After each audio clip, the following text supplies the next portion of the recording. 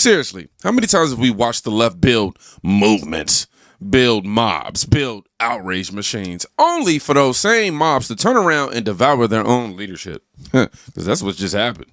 I was not planning on speaking, so thank you so much. Hi. Hi. Give it up. Hello, everyone. How are we doing? Woo! Yes. All right. I am here today. My name is Charlie Wilcox, and all I have to say is that we are in a place that is the place. Yeah! Woo! Yeah! What? When I look at the uncooked salmon, I would love to eat the uncooked salmon! Yeah!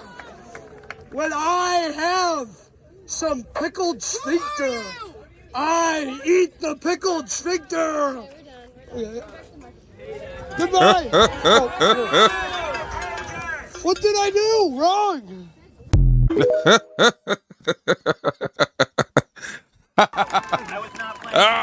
That's what you did right, my boy. A guy right, this right here, look, this is the perfect snapshot. A guy walks into a protest, liberal protest, says literal nonsense. I mean, complete gibberish. Y'all just heard it. And the crowd cheers like he's just delivered, a profound speech of some sort. No listening, not even thinking, just emotional autopilot is what you see from these people. Now, these are children, though. You expect them to be a little more liberal-minded in their younger years and more conservative as they grow older. It's kind of expected.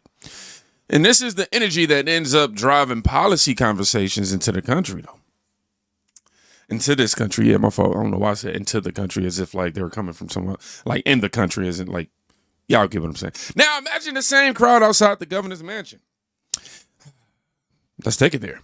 Governor Walz, you have the power to stop this. That's right. You have the authority to enforce the law. Tell them. You have the responsibility to protect families, not break them apart. That's right. We are demanding legalization for all, not half measures, not political compromises, That's right. not silence dressed up as progress. We truly hope that what we are witnessing now with Operations Metro Surge is the moment you finally grow a pair and do what is right before you exit the governor's office. Legalization for all is not radical, it is necessary.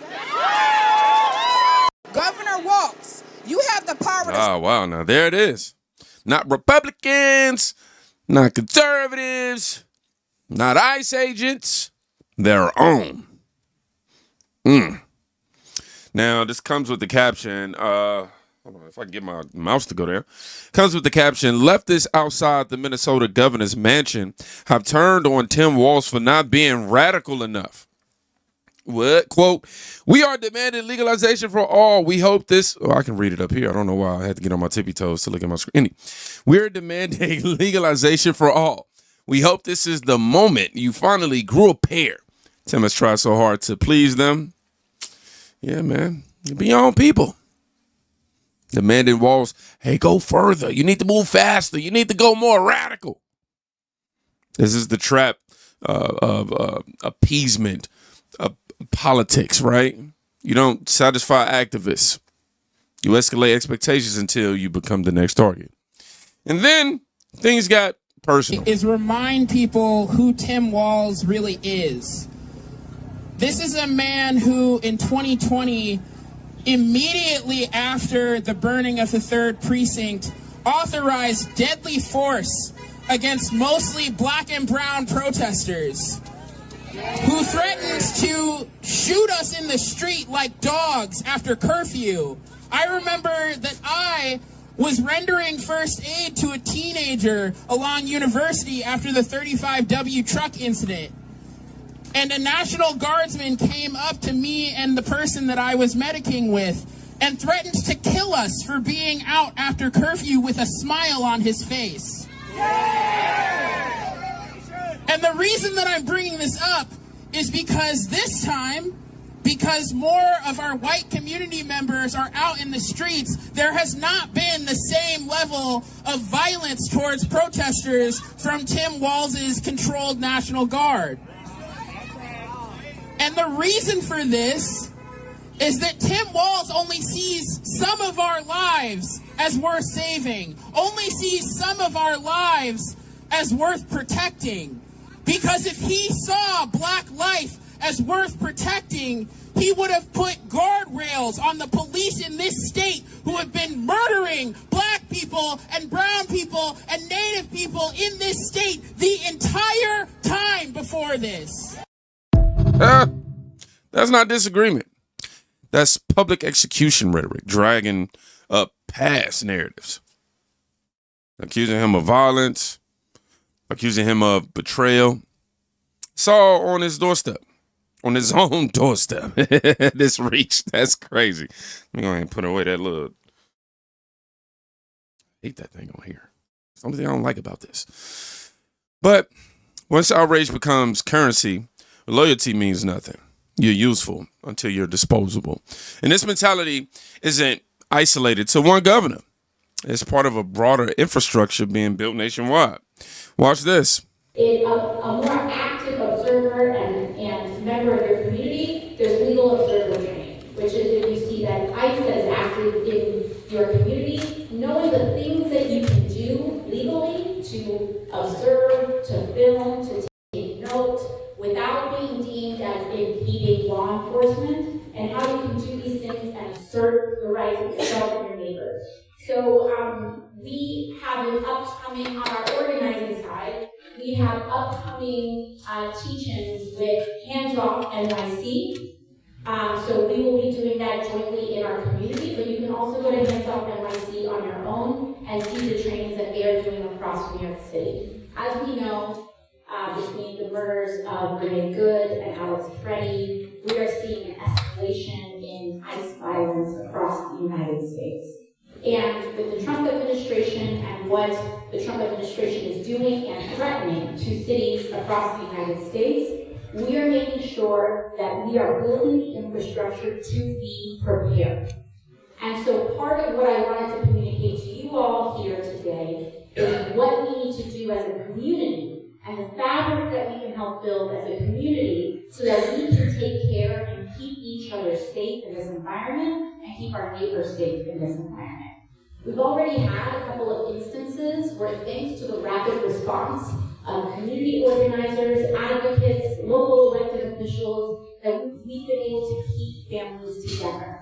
And so one of the big things is, I just want to kind of communicate to you all as well some of the ways that we can do that. First, I'm just going to talk about some of the things legally that we are remaining vigilant on. It's a safety plan and find your legal help before anything happens. Once ICE detains a person, they do not have the ability to get counsel once they are detained. But if you have counsel before you're detained, your lawyer has to be able to see it. And there are many organizations that help provide legal assistance. There are many organizations that offer pro bono support for people who may need this help. So the first thing I would say is proactively find legal help or proactively help people around you find legal help. And then secondly, make sure that you or your family or the person you know has a safety plan. What is a safety plan? There are templates for it. Again, local community organizations here can help have that, can help provide that. You can look one up online. But a safety plan is essentially, if something happens to me, who picks up my kid? Where do they stay? Who gets contacted first?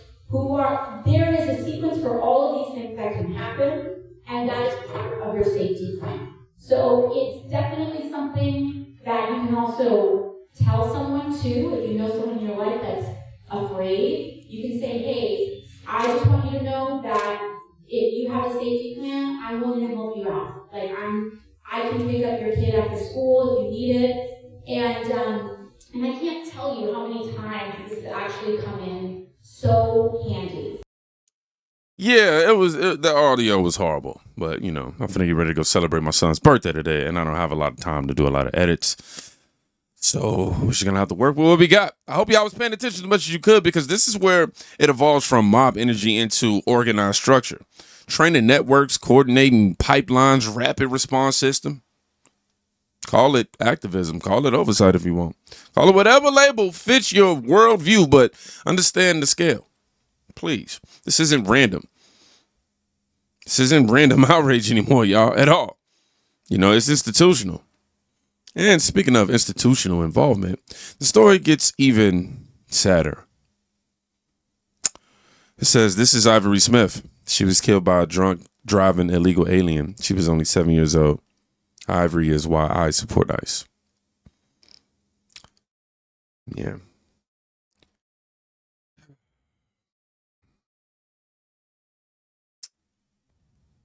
This is always hard, man. Children. We'll come back to this. We'll come back to this.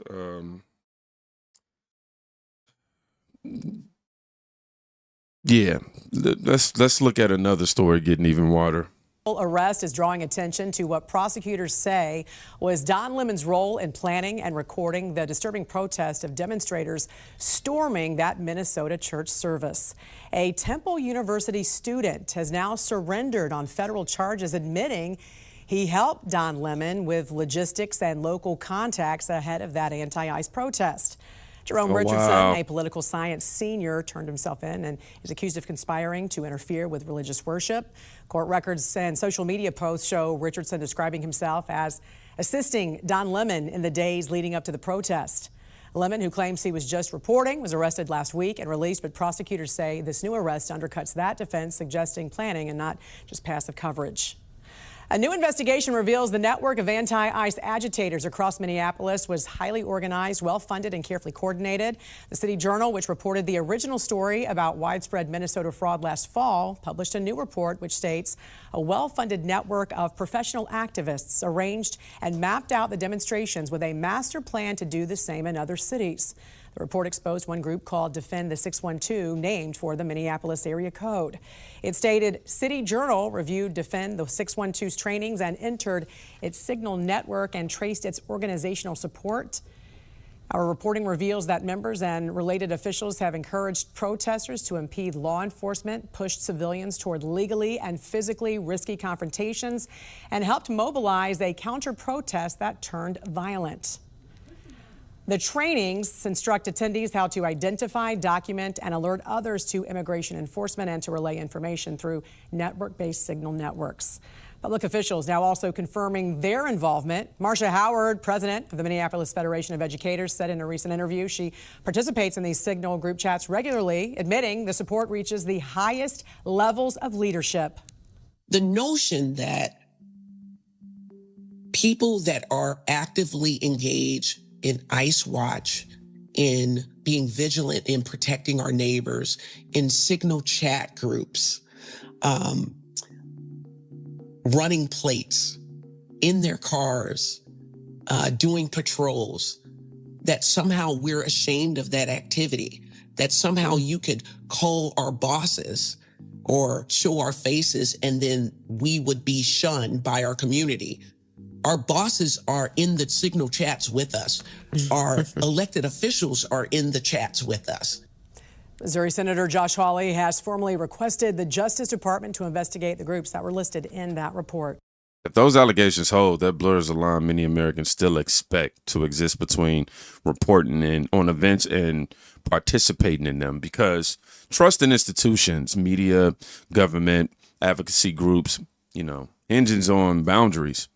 And what we've just watched across the entire sequence is a breakdown of boundaries. Crowds reacting without listening all the time on the left. Activists targeting allies. Leaders losing narrative control. Networks organized in response. Media figures pulled into conflict. This isn't just a Minnesota moment. It's a snapshot of political validity nationwide, where loyalty is temporary, outrage is currency right now. And nobody stays insulated from the backlash they helped create. So here's the question. Is this internal fracture on the left a one-off incident, or the early signs of something much larger unraveling? Drop your take below. Now, if you made it to the end of this video, I want you to write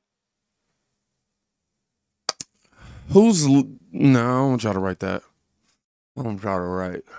I'm about to write for me a list down. What I want y'all to write today? I want y'all to write how your day is going. Let's try that. Since I'm having a brain fart. Y'all be safe. Go check on somebody today. You can quite literally be saving their life. No, seriously, how's your day going? What you got planned for the weekend? Holla at me in the comment section. I'm trying to know.